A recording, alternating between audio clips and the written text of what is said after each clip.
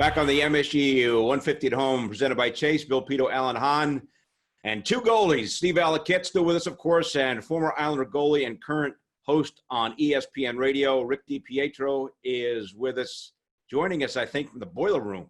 Is that true, Rick? You got me locked up in a closet trying to get this thing done. All about the Wi-Fi. That's all that matters is the strong Wi-Fi, and your signal's good. We're ready to go. You look good, you sound good, and that's all that matters. So, Rick, return to play inching closer for the NHL. What do you think of the plan, and what are you looking forward to watching? Well, I really like the plan. I mean, as an Islanders fan or as a Rangers fan, you have to like the plan because you're involved in the actual plan. To say I'm excited is probably an understatement. The last time I was this excited was when I beat up on Valley in ping pong down in Bridgeport. Never. Yeah, never. Come on, come on. Oh, shit. You're a great athlete, but you were terrible at ping pong.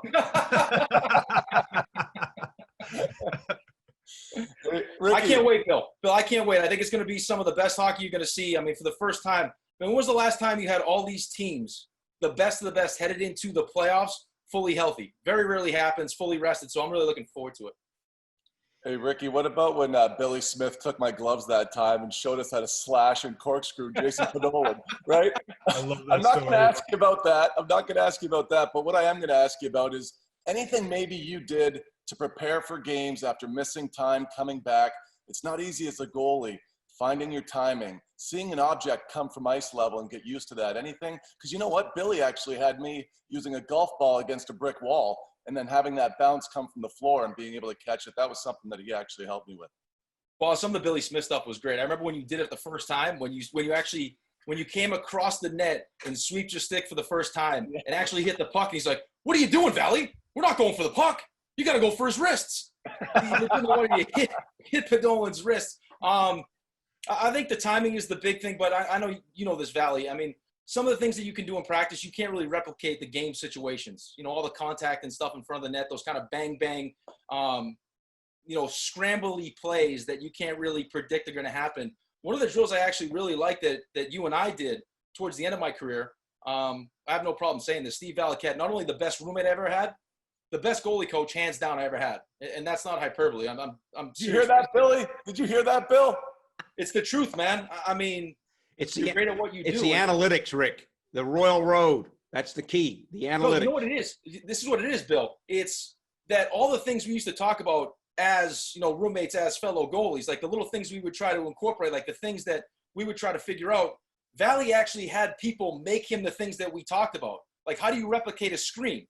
Oh, I don't know. You got to find a way to do it. At one point, I got Valley with a rake. He's got a rake, and he's waving the rake in front of my face so I can't see the puck. Like, that's how far he's willing to go to make sure that you're getting those game situations. So little things like that. And I also like that we used to do with Sudsy with the painting the pucks white.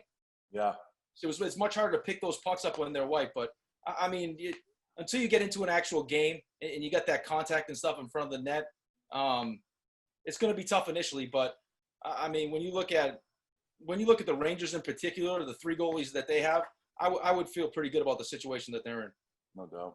Valley was such a great teammate of Rick's. There was a time where Mike Milbury wanted to talk to Rick, but he was already in his gear. So Rick, in his gear, climbed into like a cart of some sort, and Valley wheeled him down the hallway into his office so he could get there. I believe that's a true story, if I'm not mistaken. It just shows you what guys will do to go to any extremes to help their teammates. But Rico, now that you're a former player, but you're also a coach now, coaching at Portland, so you have that aspect of it as well that you're figuring out as you're coaching kids and trying to, and maybe also understanding, how did anybody coach me? But still, when you're going through what a lot of these NHL players are going through, but let's talk about what the coaches now have to deal with too. Is it's what did somebody say? It's like jumping on a moving train. You're literally just jumping right into what's going to be elimination hockey. How do you think about the mentality aspect of this? Barry Trotz told us it's the strongest mentally teams that will probably do the best here. So how do you get a team not just ready on the ice, but also mentally ready for this? Well, that's going to be the toughest challenge, right? Because this is all new. I think the team that has the best leadership, I think the team that has, a group of self-starters that can get themselves motivated, especially because you're playing in front of, no fans, is going to be important.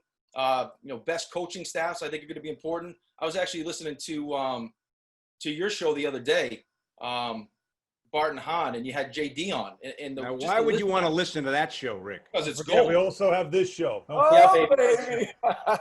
Alan, you got a piece of string hanging from your shoulder. No, that's your arm. Sorry, I apologize. Rick, he complains a lot about your bad lead-in into his show, that the ratings are not helping him. Yeah, we're an anchor. Listen, I'll freely admit that we're an anchor. We're bringing the whole station down. Unbelievable. Go ahead. You were talking about the JD interview the other day. No, but one of the points that JD brought up in that interview, which I thought was a really good point. He just talked about how strong the room was, and that starts with great leadership from the top. Obviously, we have Coach Quinn on with us during the hockey season, and we love him and his communication with his players. But I think if you have that kind of locker room where you have great leadership that's going to get everyone on the same page and ignore all the different things that you're going to deal with protocols, the fact that there's no fans and everything else, and just focus on the task at hand, you'll be in the best shape. What about the fact that Coach Quinn has talked about this, Rick, that the Rangers are so young? They don't really know better in terms of pressure. There's not a lot of expectations on the team. And also, they're too young to go out and get in any trouble in the bubble. I mean, seriously, that could really help them. Yeah, you don't know what you don't know. I mean, I think that's a huge advantage for, these teams that have, young players they're relying on. I mean, to have Shesterkin in his first playoff experience and have it in front of no fans, I think is probably to his benefit. I mean, I go back to some of the games we played in the Coliseum where, those home games seem like a great idea until you get behind early or the power play's not getting shot and they start chanting, "Let's go Bridgeport," and they're booing you at home.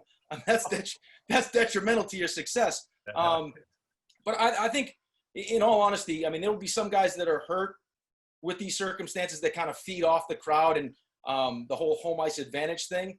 But for the younger guys who, I mean, are excited to get back. And another thing that JD brought up, I thought it was a great point, is, these rookies that came into camp, played, most of the season, had the opportunity to leave, decompress, take a couple of months off, recharge their batteries. All of a sudden they come back, and it's like they're starting their second year as opposed to a continuation of their first. Yeah, that's something to think about, where it's like 1.5 or 1.2 of your rookie season. So you feel like you're coming back in your second year, but obviously you're not. And by the way, on the whole crowd thing, playing in front of empty buildings, before you, Rick Valley, I think, remembers that one year where he played there, and the Islanders always played in front of empty buildings. So those teams would have been so used to it back then. Not like that today, obviously. Alan, back then. I was gonna take the picture. I actually have the picture. One of my last years, they were cleaning out the locker room down in Bridgeport, and they had the big giant picture of the team Valley and I played on when we got all the way to the Calder Cup Finals. I was actually going to put it behind me, but Valley will tell you this is God honest truth. Game 7 Eastern Conference Finals in Bridgeport. We're walking onto the ice for warm. There was 11 people in the 11. We counted them. 11 people in the stands for Game 7. And that's the hardest part about playing in the minors and getting up to the NHL. You're never playing in front of fans. Right. Never. And you're playing 3 games in 3 nights. Just so you know, there was actually 10 people in the building plus me. I was there working, though. What's funny is you were there, and Ray Deanahan, who produces my radio show, was there. So I got 2 of the 11 were friends. But let's talk about the matchup, though, that the Islanders do have now with the Florida Panthers. So you've got a defensive system and an offensive team. Will goaltending matter the most in this series? I think that's the biggest wild card.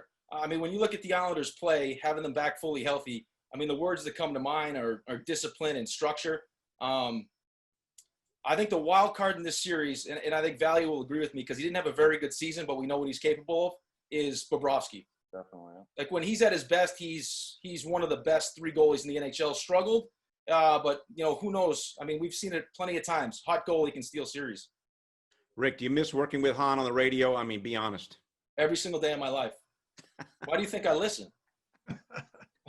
When you worked with him, look at that face. How couldn't I miss that face, Bill? Oh my who God. got more airtime when you guys were working together? Oh yeah, he they think I talk too much. That's what they sucked think. the air right out of the room. Just right out of the room. Rick, it's great to see you, buddy. I appreciate you guys having me. Thank you. All right, up next, we'll continue with the MSG 150 at home presented by Chase. Predictions as we get closer to the NHL restart. We'll talk about those when we come back after this.